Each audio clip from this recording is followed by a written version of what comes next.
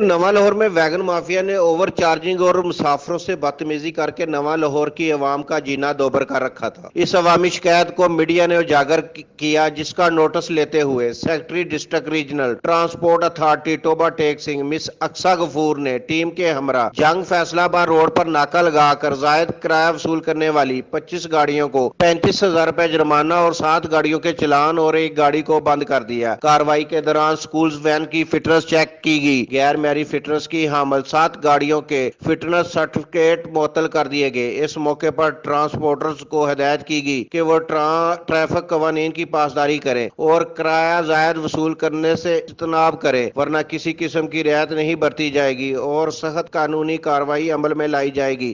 हम लाते हैं top news, आपके फेवरेट टॉक शोज और अनलिमिटेड एंटरटेनमेंट सिर्फ यूट्यूब पर। अगर आपने अभी तक हमारा चैनल सब्सक्राइब नहीं किया तो अभी सब्सक्राइब करें और बेल आइकॉन को क्लिक करके हमारी लेटेस्ट वीडियोस के बारे में अपडेट जानें।